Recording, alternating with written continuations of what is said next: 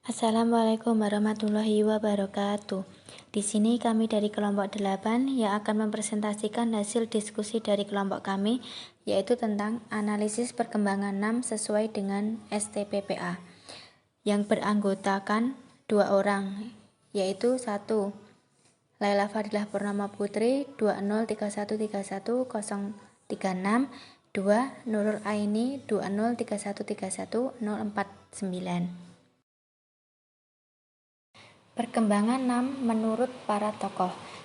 Menurut Kohlberg, pengembangan dasar moral anak lebih dari 10 tahun berada dalam fase prakonvensional yang diwarnai dengan penalaran moral. Anak menentukan keburukan perilaku berdasarkan tingkat hukuman dan akibat keburukan tersebut.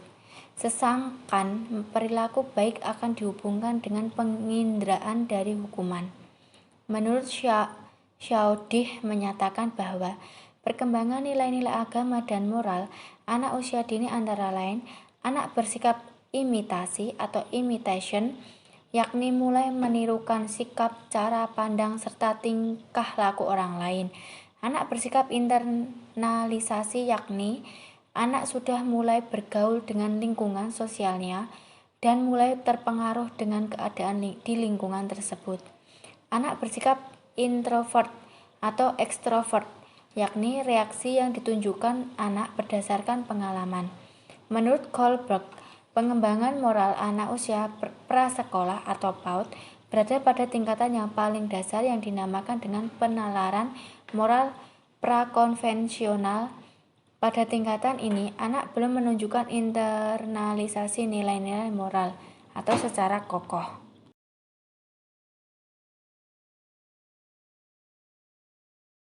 Pengembangan nilai-nilai moral dan agama. 1. Metode bercerita. Metode bercerita dapat dijadikan metode untuk menyampaikan nilai-nilai yang berlaku dalam masyarakat. 2. Metode bernyanyi.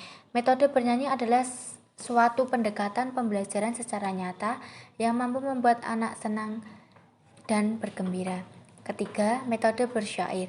Pendekatan pembelajaran melalui kegiatan membaca sajak merupakan salah satu kegiatan yang akan menimbulkan rasa senang, gembira, dan bahagia pada diri anak. 4. Metode bermain.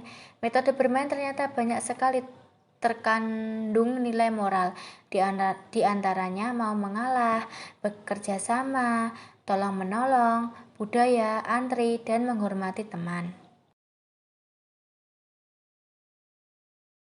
5. Metode pembiasaan. Metode pembiasaan terkait dengan penanaman moral lebih banyak dilakukan melalui pembiasaan tingkah laku dalam proses pembelajaran. 6. Metode outbound. Metode outbound merupakan suatu kegiatan yang memungkinkan anak untuk bersatu dengan alam. 7. Metode bermain peran. Metode ini merupakan salah satu metode yang digunakan dalam menanamkan nilai-nilai moral kepada anak TK. 8. Metode berdiskusi. Biasanya dilakukan dengan cara siswa diminta untuk memperhatikan sebuah tayangan dari CD, kemudian setelah selesai siswa diajak berdiskusi tentang tayangan tersebut.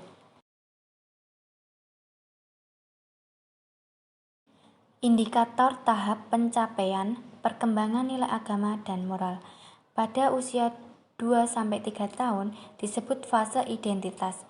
Pada usia ini, anak sudah bisa dikenalkan dengan rumah ibadah dan perlengkapan ibadah bagi agamanya, serta pengenalan terhadap berbagai gerakan dalam sembahyang.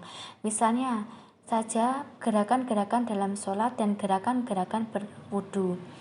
Bagi anak yang berusia 2-3 tahun, doa menjadi pengikat antara anak dan dengan orang tua dan Tuhannya. Pada usia 4-5 tahun disebut fase fantasia atau kreativitas.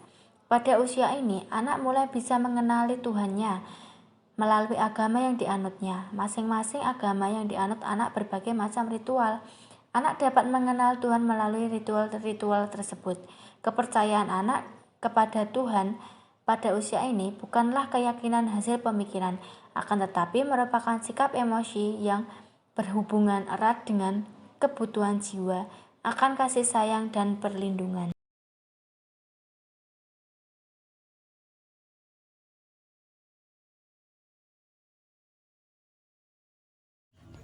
Analisis perkembangan subjek.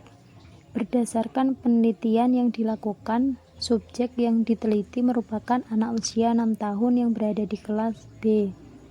2. Jika dilihat dari tingkat perkembangan anak, perkembangan subjek sudah tercapai dengan ketentuan standar tingkat pencapaian perkembangan anak. Di antara hal-hal yang sudah tercapai tersebut adalah sebagai berikut. A. Usia 2-3 tahun. 1. Sudah mengikuti gerakan sholat. 2. Sudah menghafal doa sebelum makan dan sesudah makan, sebelum tidur dan sesudah tidur. B. Usia 3-4 tahun. 1. Ketika berangkat dan pulang sekolah mengucapkan salam. 2. Sudah mengetahui baik buruk seperti makan menggunakan tangan kanan. 3. Sudah memahami kapan mengucapkan. C. Usia 4-5 tahun. 1. Sudah mengetahui sopan santun seperti mengucapkan permisi. 2. Sudah membiasakan diri jujur menolong temannya. D. Usia 5 tahun sampai sekarang. 1. Sudah menghafal surat-surat pendek. 2. Sudah mengetahui bahwa agamanya Islam. 3. Sudah melaksanakan sholat 5 waktu. Selain itu, perkembangan subjek yang lain terlihat dari segi bahasanya. Kemudian sudah lancar membaca. Hal ini menunjukkan bahwa subjek memang siswa yang cerdas. Subjek juga berhasil memenangkan juara 1 hafalan surat pendek. Kemudian subjek juga aktif dalam mengikuti ekstrakurikuler, baik itu baca, tulis Arab, menari, melukis, dan drum band.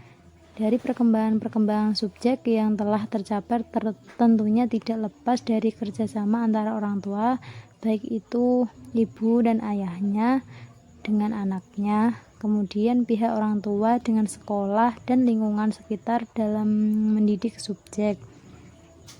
Berdasarkan wawancara dengan orang tua subjek, beliau menyatakan bahwa memang dari sejak kandungan sudah menanamkan hal-hal yang baik dengan cara selalu berkata baik, berbuat baik, membaca Al-Quran, dan lain sebagainya. Karena beliau menyadari bahwa untuk membentuk karakter yang baik tidak bisa dilakukan dengan instan. Oleh karena itu, orang tua subjek menanamkan hal-hal baik sejak dalam kandungan. Lanjutan. Kemudian konsisten orang tua subjek dalam mendidik anak. Hal ini membuktikan dengan ibu subjek yang rela melepaskan pekerjaannya demi untuk fokus mempersiapkan dan mendidik subjek serta guna mengetahui perkembangan subjek.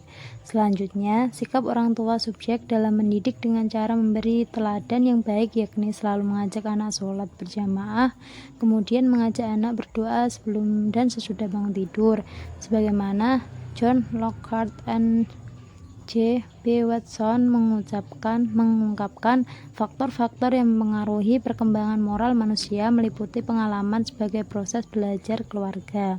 Dengan tercapainya perkembangan subjek yang sesuai dengan tingkat standar pencapaiannya, maka anak akan tumbuh dan berkembang menjadi jenius dalam nilai agama dan moralnya. Dengan melalui kecerdasan spiritual agamanya, anak akan tumbuh menjadi manusia yang berakhlak mulia, sabar dalam memecahkan masalah atau persoalan hidup secara baik, serta maupun mengembangkan maknanya secara spiritual. Kemudian subjek akan tumbuh dengan karakter yang baik karena dari kecil sudah dibekali pondasi yang kokoh dalam bertindak, berperilaku, dan bertutur kata untuk menghadapi krisis penggeseran nilai-nilai moral. Sekian presentasi dari kelompok kami, kurang lebihnya kami mohon maaf sebesar-besarnya. Terima kasih. Wassalamualaikum warahmatullahi wabarakatuh.